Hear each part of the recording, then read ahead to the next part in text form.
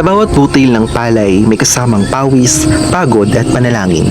Dito sa kabukiran ng Barangay Kalasag, nakatira si Mang Ray, isang ama, isang mag-asaka at isang simbolo ng pag-asa. Maraming taon na siyang nagbubungkal ng lupa, ngunit sa bawat pagtatanim, hindi lang pala palay ang kanyang pinapatubo, kundi pangarap ng kanyang mga anak. Magandang umaga po sa inyo lahat. Ako po si Reynaldo Santana. Magsisi-50 taong gulang na ho. Nakatira sa Barangay Kalasag, San Liponso, Bulacan. Pwede niyo po bang ikwento kung paano nagsimula ang buhay ninyo bilang magsasaka?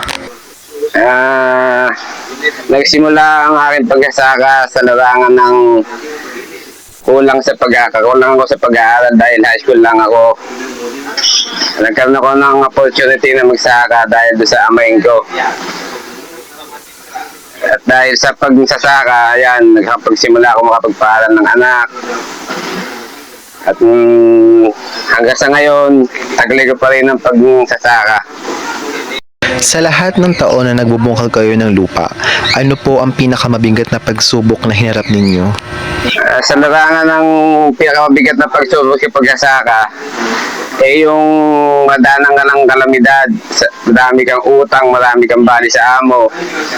Nagpapaaral ka pa, hindi mo alam kung saan kukuha ng pagpapaaral. May pambayad sa utang sa amo. Mabuti na lang naiintindihan ako ng aking amo. Dumating po ba kayo sa punto na gusto niyo ng sumuko? Ano po ang nagpabalik ng lakas ng loob niyo noon? Sa mga pagsubok na dumating sa aking buhay sa pagsasaka, gusto ko na nung tumigil kasi pakiramdam ko napakalaki na ng hinihina ng katawan ko. Pero naisip ko yung mga anak ko, saan kukuha ng ibabaon, pantuition, sa kanilang pangangailangan. Di madali ang buhay sa bukid. May panahon ng tagtuyot, may panahon ng baha. Pero kailanman, hindi siya sumuko. So, paano ito paraan pinag-aaral ng inyong anak? Gamit po ang kinikita ninyo sa pagsakap. Ginagamit yung ang kinikita ko. Hindi pa man siya umaabot sa anihan na halos nauubos ko na sa kababali sa aking amo yung aking porsyento. Yung pakiramdam na makita niyo po yung anak ninyo is nakapagtapos na sa kolehiyo. Ano po yung pakiramdam niyo bilang magulang na nakapagpatapos na po kayo ng anak? Sa aking para nang maramdaman ko ang pagtatapos ng aking anak, pinakamasarap yung kasi ramdam ko yung hirap, pero nung makita ko sila yung sa stage, nag-graduate, tanggal na tanggal ang aking hirap. Sobrang saya po, para pong napawin yung hirap niyo. Tanggal lahat ang aking pagod. Sabi nga po nila, hindi lang po kayo mayaman, pero ito po yung tanging kayaman. Ayun, yun ang maipapamana ko sa aking mga anak. Huwag na silang matulad sa akin. Ang bawat araw sa ilalim ng araw ay kapalit, edukasyon ng anak at karangalang hindi matutumbasan ng pera. Ngayon po, medyo maayos na ang inyong buhay. Ano po ang mga natutunan ninyo sa mahabang taon ng pagsasaka? Ano po yung mga lesson na natutunan niyo po bilang magsasaka? Para sa akin, yung among mabuti, mabait, huwag mo samantalahin. Kung ano yung kailangan mo lang, yun lang ang amin mo. Ang hingin mo, tiramin mo, utangin mo. Kung bibigyan po kayo ng pagkakataon, ano po ang gusto nyong ipamana sa mga kabataang ayaw sa trabaho po ng pagsaka? Ayaw ko sa mga kabataan ayaw magsaka, huwag yung kung ano isipin nila, masarap magsaka, masarap sa bukid. Unang-una, magtanim ka ng halaman, magtanim ka ng palay, at least hindi mo nahanapin yung pambili dahil nandun na sila pag nagani ka. So sa inyo, ano po ang ibig sabihin ng tagumpay? Tagumpay, yung makakita mo mga anak mo nakapagtrabaho, yung pag sila kumikita na inaalala ka, yun para sa akin ang tagumpay. Sa mga kamay na sanay sa lupa, itanim niya ang pag-asa. Sa bawat butil ng palay, may kwento ng ama na nagtagumpay. Hindi dahil sa yaman, kundi dahil sa puso.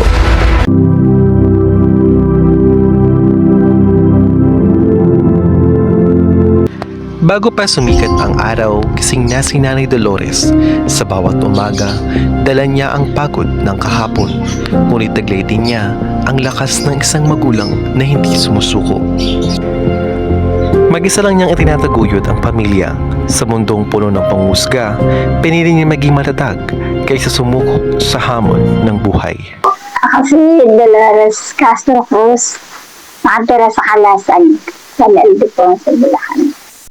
Pwede niyo po bang ibahagi kung paano nagsimula ang inyong pagiging single parent? Namatay ang asawa ko noong 2016. Sabi ang pinamatay niya, liver cirrhosis.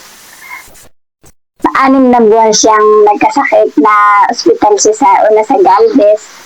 Sumunod ay sa Chinese Hospital.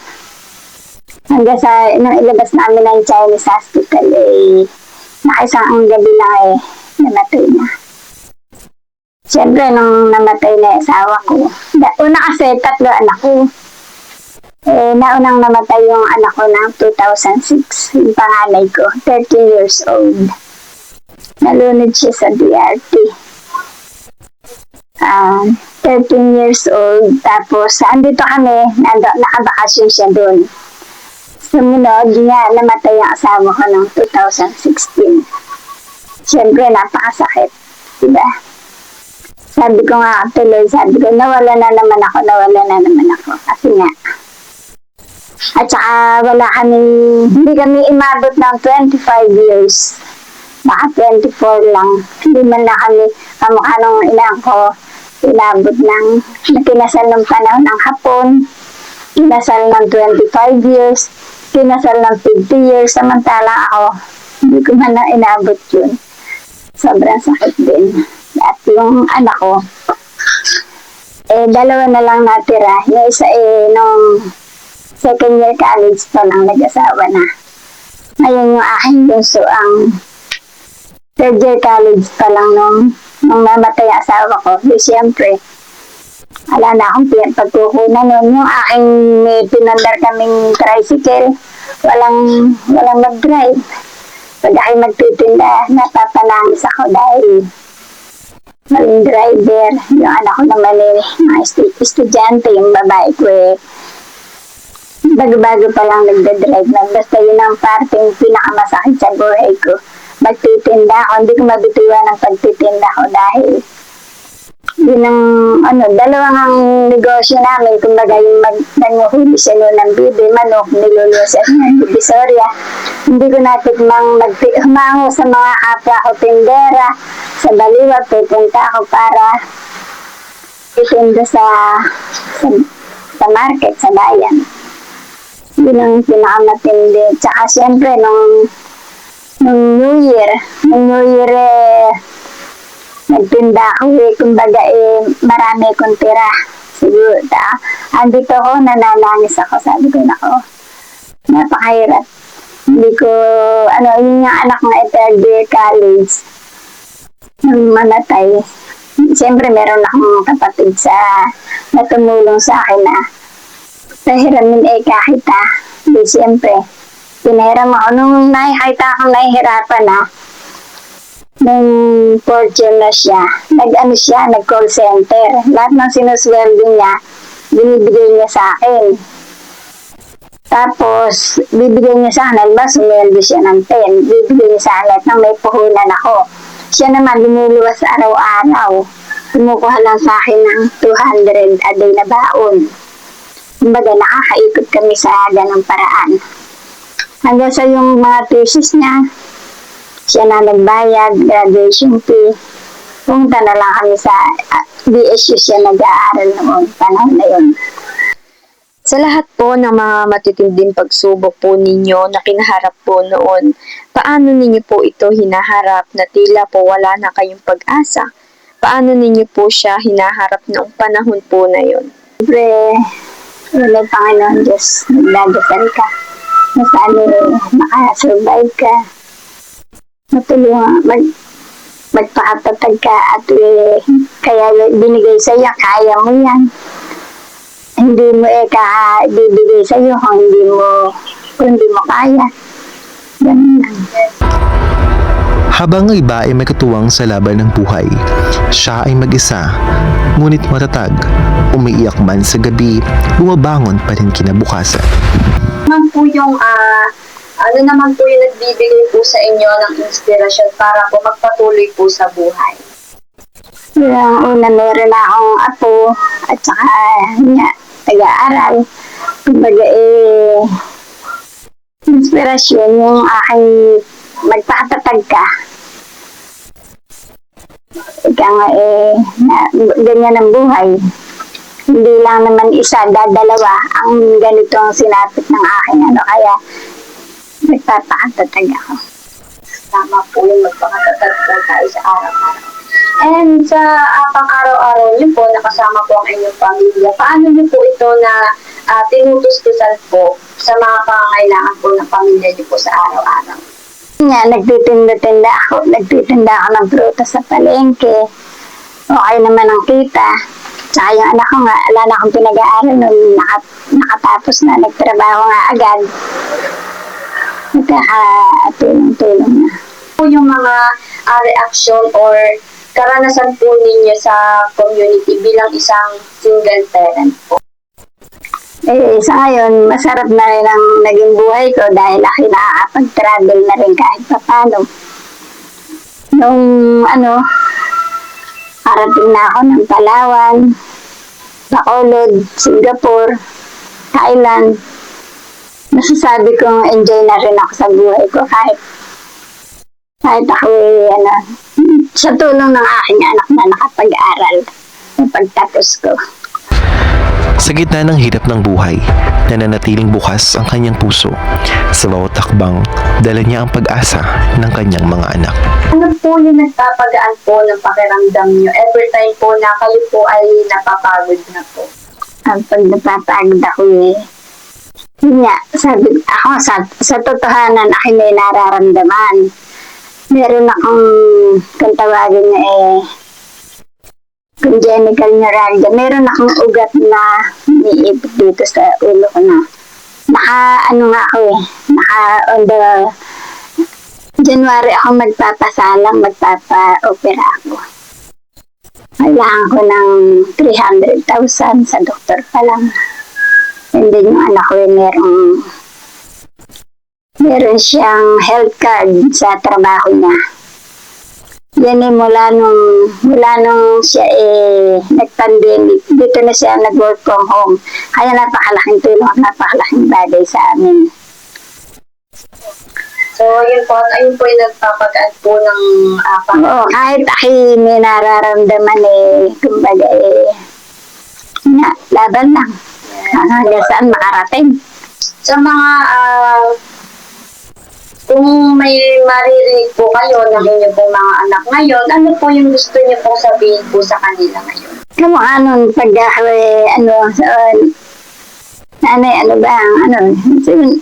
yung babae ko, kung mga nag-asawa agad, hindi ko masyadong inaasahan. Alam ba, nung in-interview ko ng doktor, sabi, isa lang anak ko, nang malaan ng anak ko, nagagalit at sabi niya, ba't ka, kasi nga, iba, kung sabihin ni iba kang anak, pero mas iba yung lalaki ko kaysa babae ko. Kung ba, 18 lang nag-asawa na. Parang 3 apo ko doon. Kaya, Ano po yung gusto niyo, Lola Dolor, na masabi po sa anak niyo, yung gusto niyo pong ipabatid na hindi pa po masabi para sa kanila? ay talaga sinasabi ko na proud ako sa kanya. Proud ako kahit dalawa na lang sila. Talagang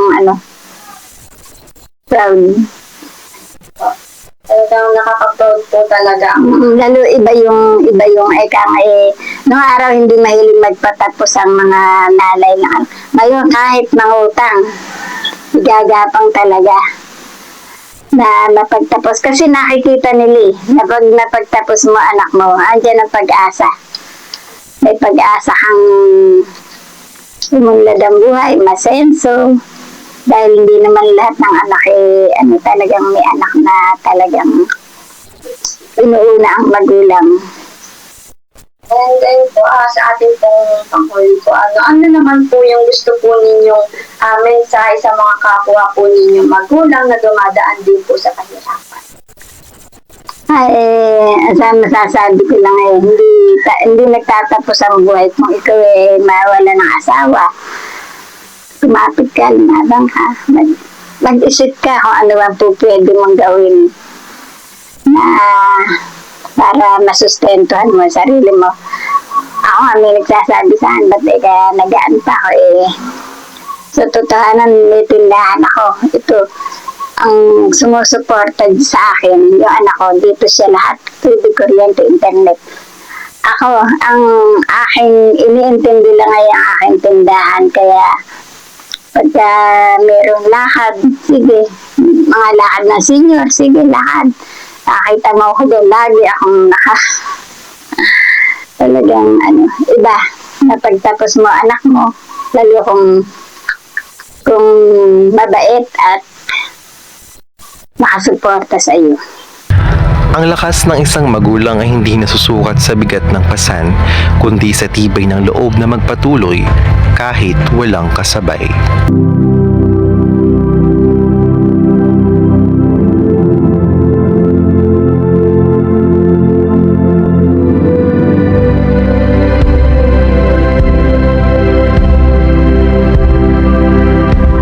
Sa bawat sakripisyo, may bunga. Sa bawat luha, may pag-asa.